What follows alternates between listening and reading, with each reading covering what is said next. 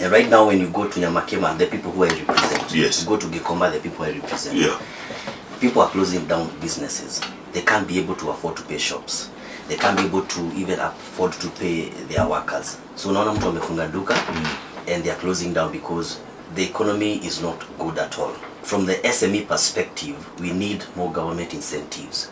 We need, a cushion so that, these small SMEs, which do not take like 5 years in Kenya, they die between 0 to 5 years, so that they can at least, you see their 6th birthday to their 10th birthday. Right. Yeah. And they would, look, Sammy, they were doing quite well in Nyamakema before. What went wrong?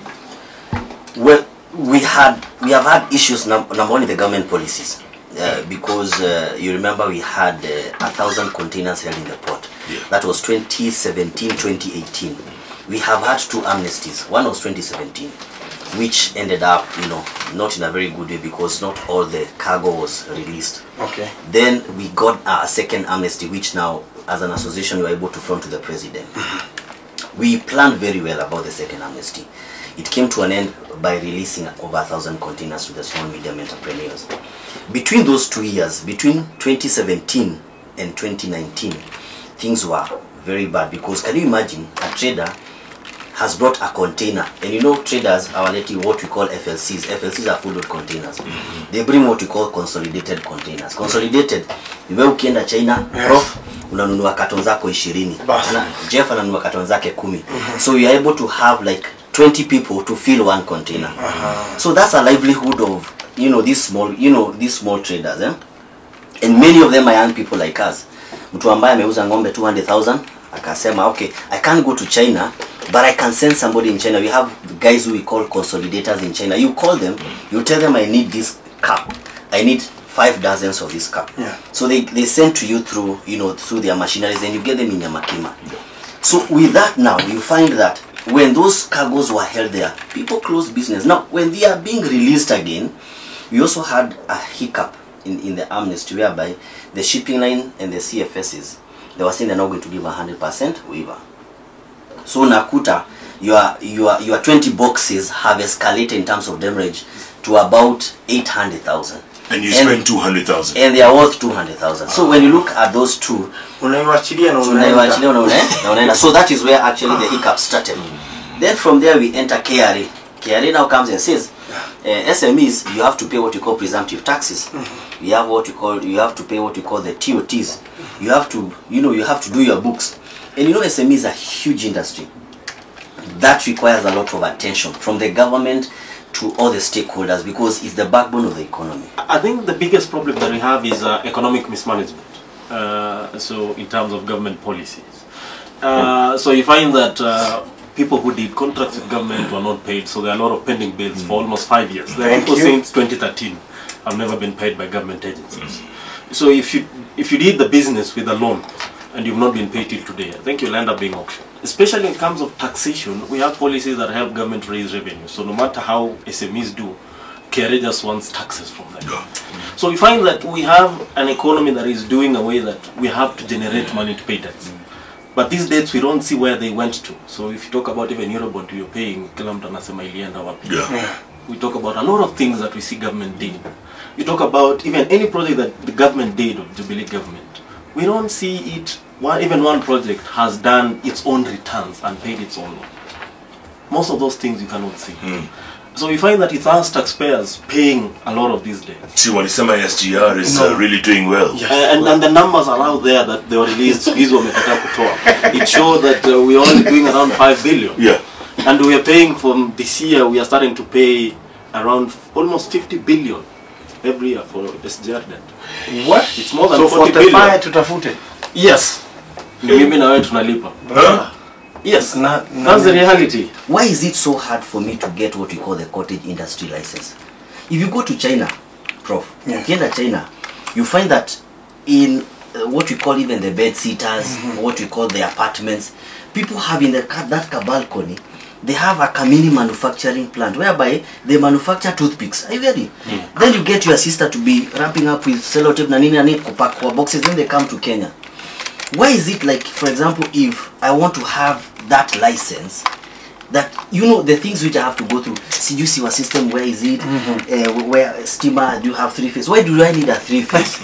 For something that I can do with my hands. You see, even if it's assembling. Yes. So when you look at that, the government, you know these government agencies, they have what we call archaic policies. Vitu zingine, the other day, one of the traders came to the office and said, can you help me process this letter? Then you go to one of the government agencies, they tell you it takes 56 days to get this letter. 56 days for what?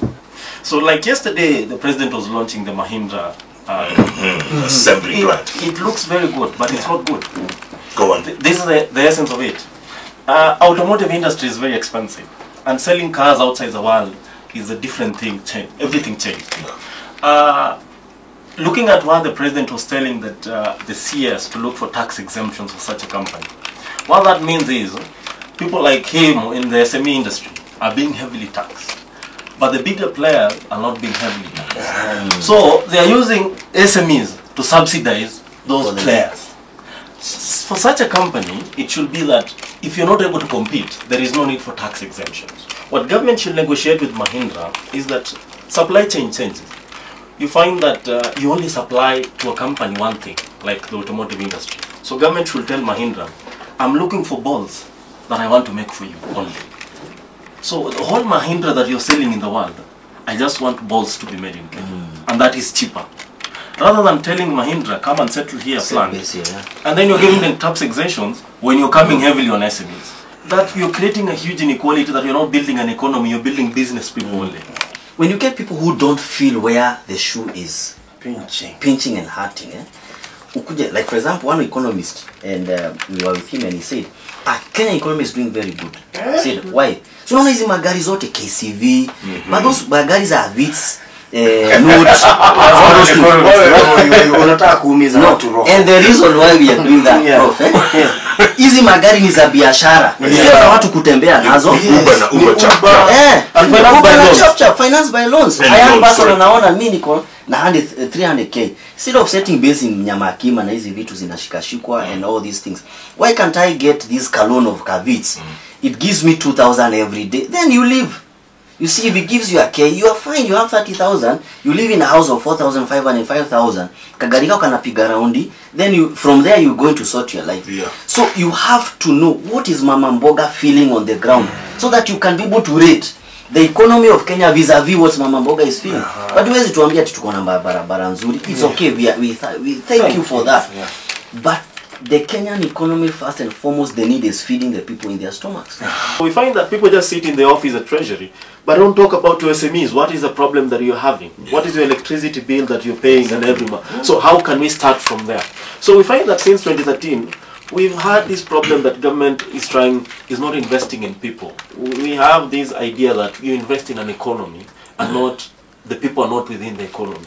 So you find that we did a lot of projects, but are these projects centered on making a better life for people? We find that the cost of living has gone high because government did invest in people.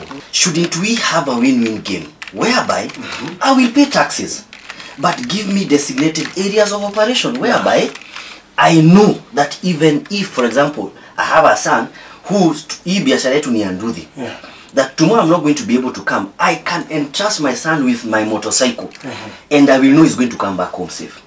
Sitamchukua Central Police. So we have to be able to do that, so that Mama Mboga, when you are talking about her paying the taxation, she's given security of tenure, designated areas of operation. Today, how will you get data from Mama Mboga on the ground? Niambie. That's number one. Number two, even the way we pay taxes is too complicated. Yes. The economist is here to tell us. Sasa Mama Mboga namwambia fungue iTax, my friend. Email. I file returns all every those month. returns. Kama credit peke yake ni stress. And the e-gov. E-citizen. Are you getting? Uko na Teams account. Team anakuwa na sauti ya team. Ako kwa kitabu yangu ya deni. It's true. It's true. Why can't we make it easier? We are what we call the kiosk nation. Me, that's what I'm saying. I say the kiosk nation is this. Number one, we have, where do you go in this Kenya without a kiosk? Niambie, place moja ulienda without even a makeshift kiosk. Hata kama ni ya mabati ama makaratasi. Iko. That means that majority of the people are there. why can't we formalize the kiosk nation and make sure, like for example, those people badala ya kuwafukuza na kuwabomolea, we built what we call like what Nairobi did some time back, but it flopped. Yeah. The stores, the stores, those stores there, new something stores, the new stores. Yeah. Because let's say for example Nairobi has how many places which we have those makeshift kiosks? We have about 1 million in Nairobi County. Suppose we formalize that. In that 1 million, if we formalize it, let them pay 3,000 shillings per month to county government. 3,000 shillings. Do the math. 1 million times 3,000 shillings. That's how much? About 30 billion or something like that. You see, 30 billion every month paid to the county government. Why? You have created jobs, because in that one kiosk is going to employ 2 people. So that means if you have 1 million kiosks, it employs 2 people, you have 2 million employees. So we cannot create employment by all of us being in government, because where are the positions? So we create employment by making sure that SMEs are able to thrive. That in my shop naweza leta watu 7, watu 2 wa kubeba, watu 2 wa stock, watu 2 wa hapo counter, including myself, because I'm an employee of my business. So if we can be able to do that as small medium entrepreneurs in Kenya, we are going to go far. Go to Rwanda. There are no hawkers in Rwanda. And the reason being? There are no hawkers because they are structured. What we call governmental structure. You what we call informal, make it formal.